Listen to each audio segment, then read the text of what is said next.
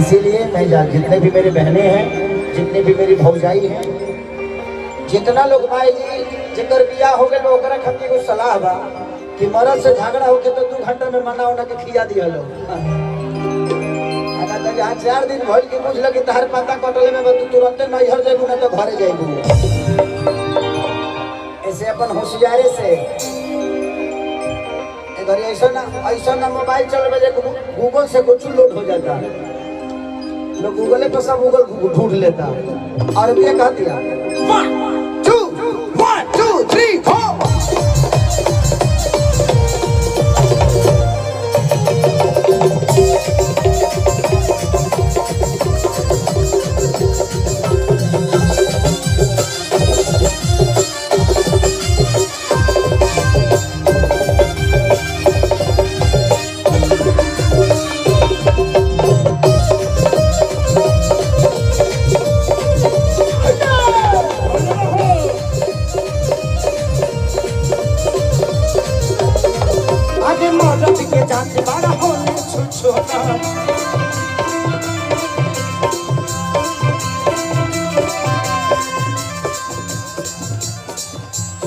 नीचे बा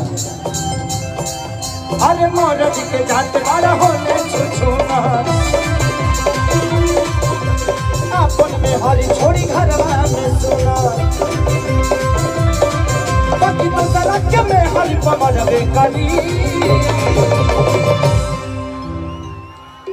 मरना कहता कि जब महाजद से मैं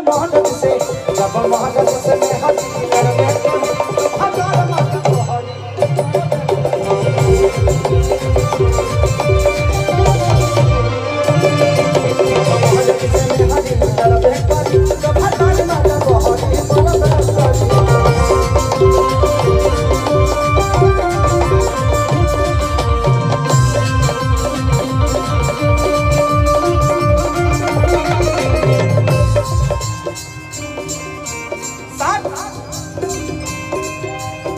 मन पर छोड़ दी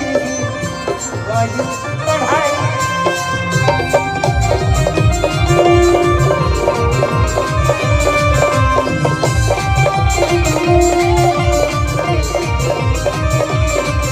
अरे धक्के को लगा के चले बात पता हम क्यों जरा दे मामा की तोरे अखिया के कजरा है जा झगड़ा करा तो जब महाराज से मैं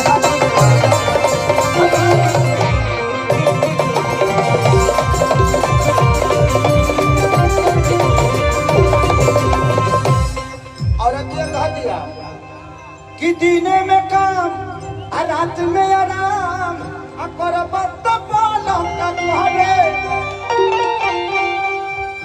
का मर्दा कहता कि कहाँ से आई खाए के मलाई अजब रानी ड्यूटी ना कर। जवाब दोनों के ठीके बा। मौगी कहते कि दिन में काम करत रह रात में आराम करत रह तो हमार जीव काहे न जरी। तो मर्दा कहते कि हम कमाए न तो घर जगह न चली कि दिन में काम रात में आराम करबो तो बोलो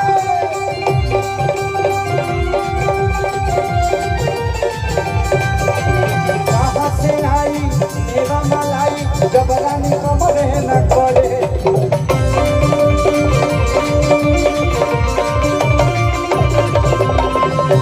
तो ऐसन बतिया सका है न झरबे करती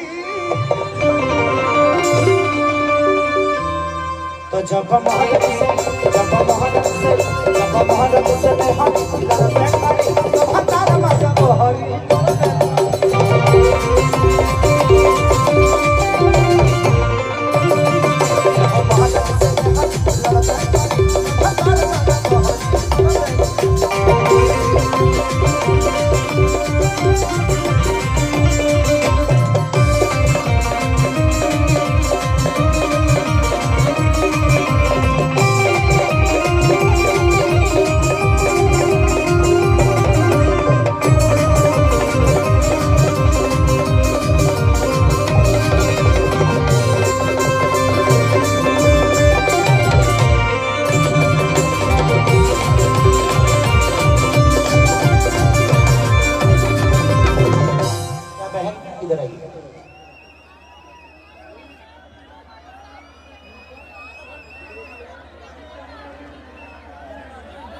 मैं नहीं, इसीलिए कह रहा हूँ कि अब इसीलिए इनको जिताना जरूरी है।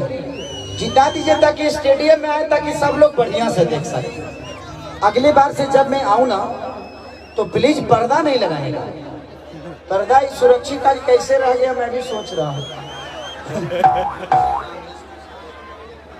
हाँ, आपको भी, आप लोगों को दिल से धन्यवाद है। आप मेरे भाई के साथ हैं और बलबीर जी के साथ आप लोग दे रहे हैं। सबको ताहे दिल से प्रणाम। ऐसे ही आप लोग प्यार कांग्रेस को देते रहिए। अच्छा, क्या बात है, क्या बात है। सबको जितने भी सपोर्टर हैं आप सबको दिल से थैंक यू कि ऐसे अच्छे इंसान का आप सपोर्ट कर रहे हैं। इसीलिए मैं भी उसी काम के लिए आया हूँ। आज से मैं भी आप सबके साथ हो गया सपोर्ट करने में।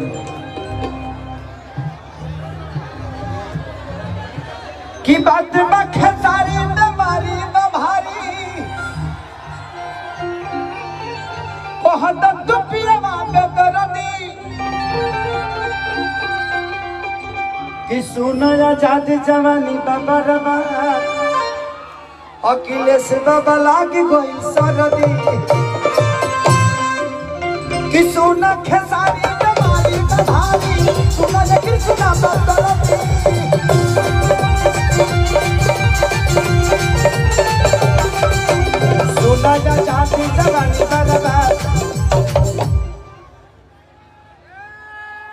ऐसे ज्यादा लौकी का ये कोनो गला चश्मा ना हो ना। एगो हमरे के चश्मा दे देला रहे ओकर कपड़ा के नीचे के चीज लौके लगल त से पेमेंट छोड़ दो। ओए होए ओए होए ओए होए। इस आंखों को ऐसे भगवानों को बिना चश्मे की देखने की आदत कर दी। थैंक यू सो मच, आपने मुझे दिया, आपका सम्मान रखा। मैं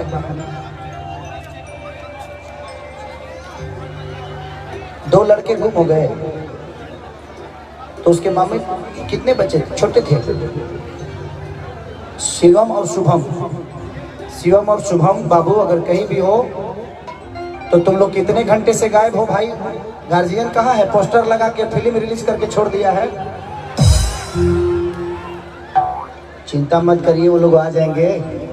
ये दोनों होशियार है ना तो मम्मी पापा को अकेला नहीं छोड़ता होगा, तो लोग भिड़वा में टेल के निकल गया होगा अपने काम धाम में।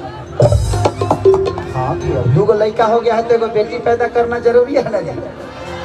तो अपना काम धंधा में लगे होंगे। लाओ कुछ तुम लोग चले जाना, पापा मम्मी का काम फरिया गया होगा अब तक।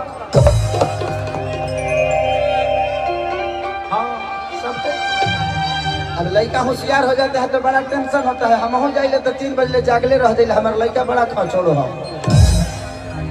3 बजे ले जागले रह दिले। 5 साल के हो गई बा। डर लगे लगे कहीं तो दूसर काम में उठ के लगे बिहारे। लाइव है बहुत लगे का करब, वही अपनी काम चलावते हैं ना घूम घाम के देखावा कि सोना आजादी जवानी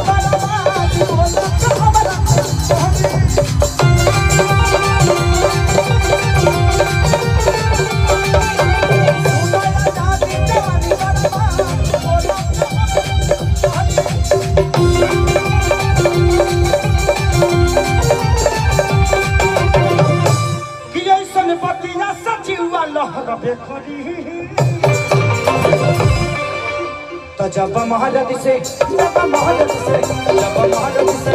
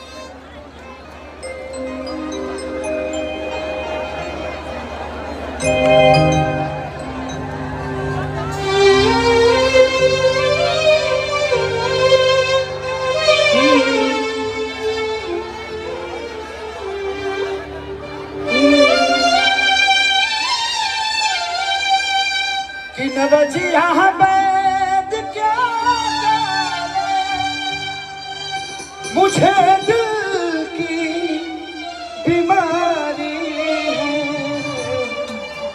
मुझे दिल की बीमारी है, मुझे दिल की। इसी तरह एक हमारा बहुत पुराना गाना, हमारा एगो हीरोइन रहली मेहंदी लगा के रखना में,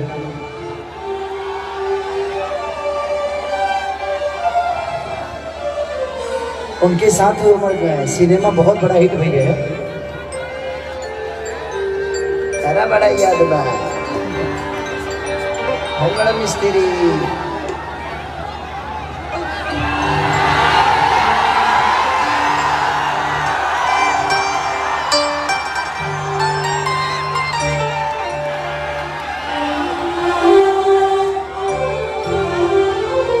कि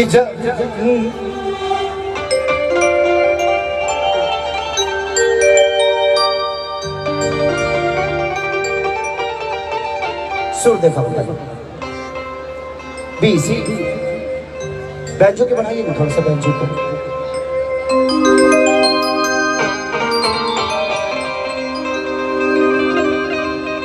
आवाज नहीं क्या होता बैंजो के, बैंजो का आवाज नहीं आ रहा।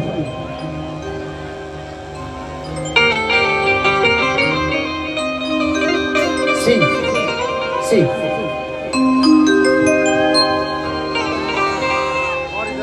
कि जहन गईनी ये गोजा जाने कहीं नहीं जाना, कि प्यार नहीं खेले लिखो अरे हाथ के लकीर में मैं खुद तकदीर में जा।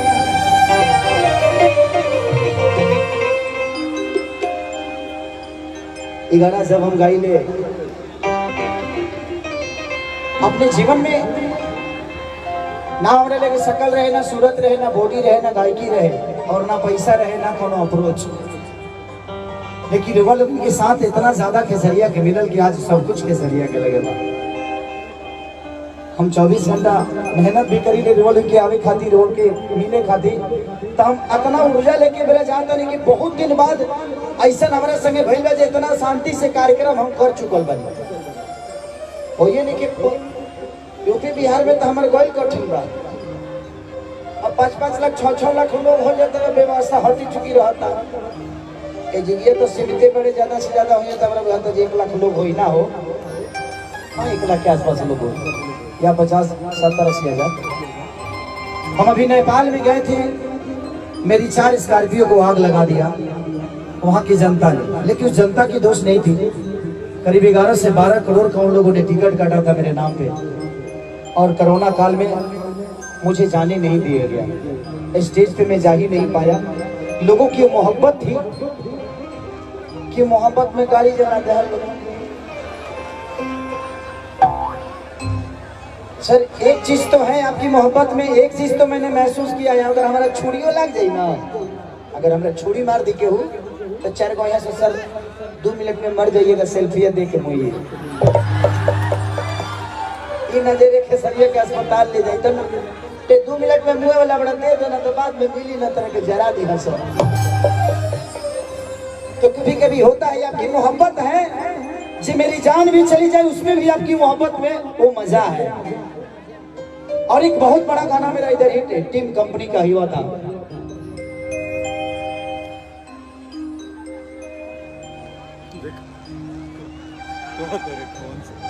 कि जहाँ जाइबू तो जा ए सनम, देखे जिंदगी भोखा तेरे जख्म, कि जनी सोचो हमारा बारे तो हर खातिर हमारा मोइल ना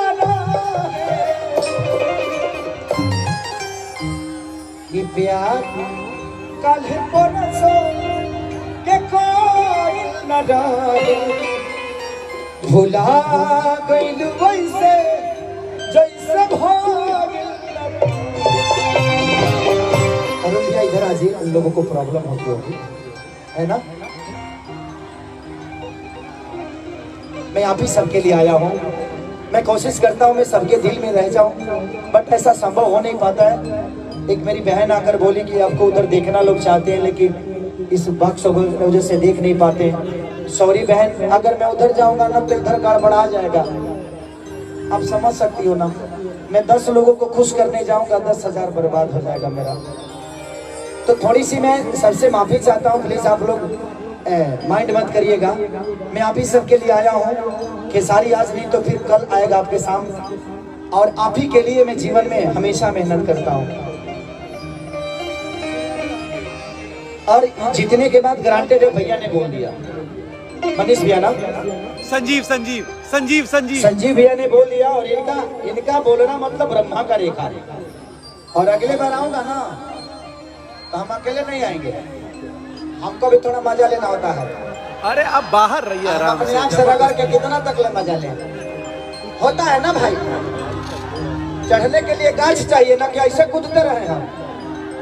हमारे पास कोई लेड़ो नहीं है सर, ऐसे सभी पकड़े हैं। बासो रहित तो हम लटा को टक जाती है। लेकिन चुनाव का माहौल है, क्या करिएगा, बहुत सारे बंधन होते हैं, आप समझ सकते हैं। इसी डांस कला को लोग अलग भाव देकर और विपक्षी पार्टी इसको अलग रूप दे देता कि नहीं यहाँ पे तो बियर बार चल रहा है। नहीं, कला कला होता है, उनकी सोच में वो फर्क होती है, उसके लिए हम कुछ नहीं बोल सकते हैं। आइए उस गाने को गा देता हूँ।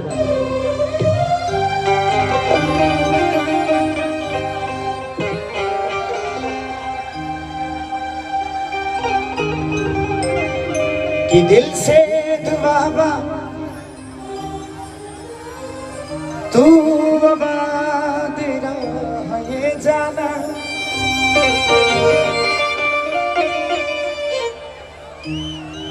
इंडिया में रह विदेश जा करब ना तो हके माना।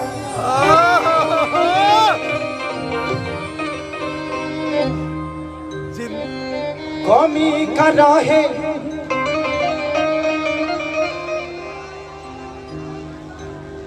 कि छोड़ के गईलू बेरोजगारी में,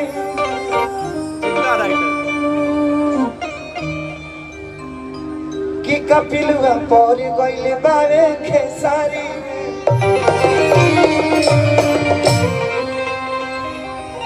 कि हमरा सनी तनी ढूंढ के देखा दा।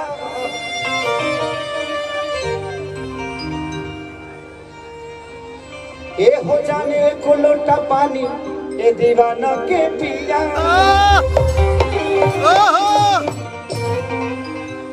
कि जहाँ जाइबू ताजा ए सनम।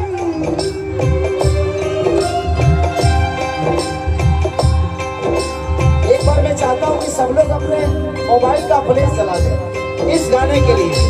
ये मैं किसी की यादों में गा रहा हूँ।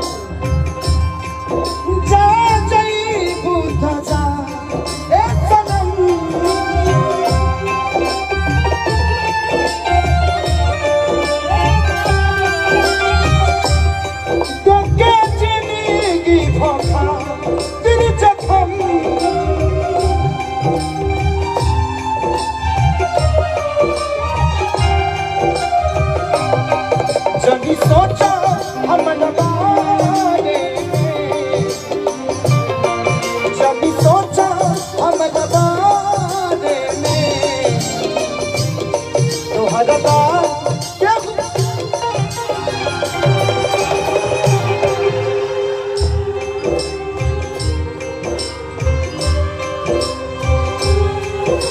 ये प्यार का बरस के कोई लगा भुला गई वैसे जैसे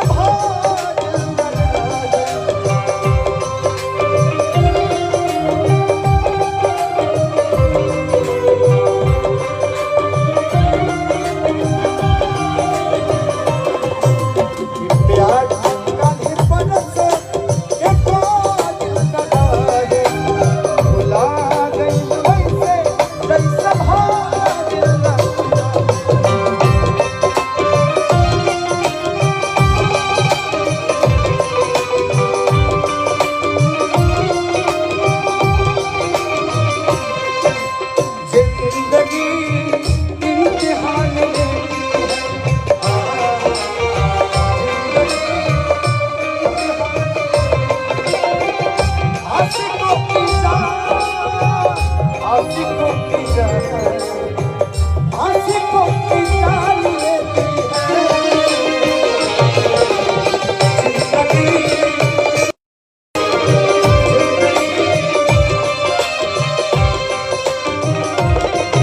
ये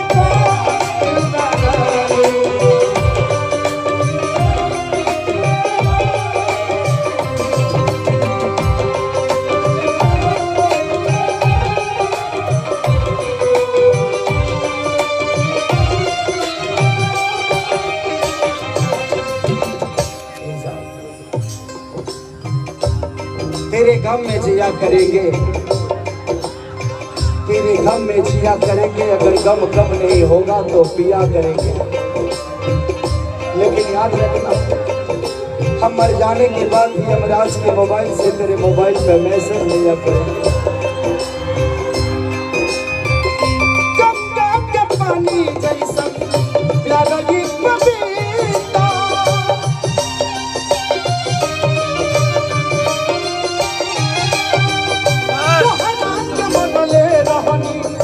हम देवता पिता,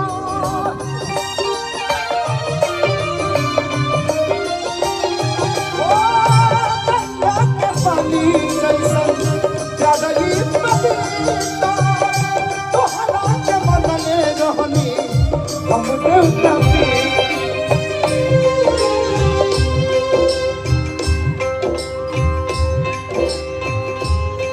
तुझसे पगले के दिल में हमरा,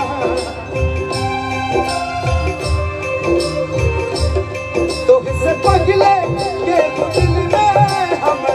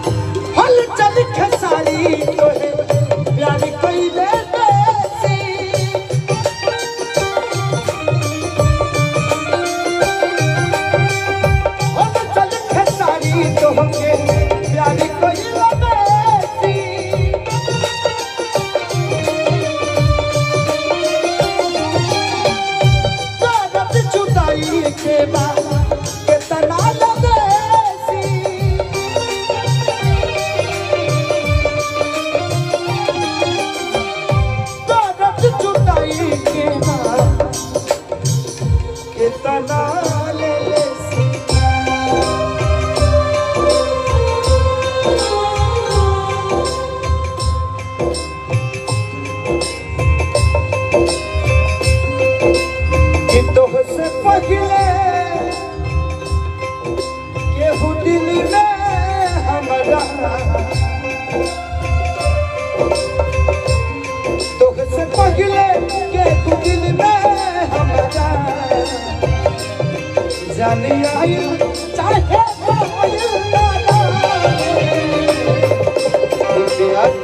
काल्हे पलक के कोयल न डाले भुला वैसे जैसे भागिल न डाले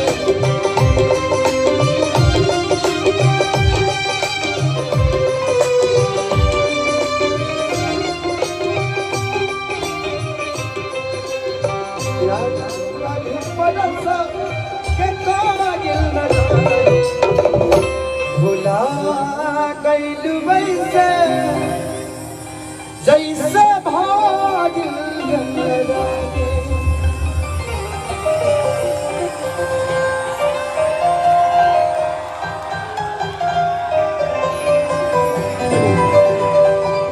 कहा गया है कि जिंदगी कभी हंसाती है तो कभी रुलाती है।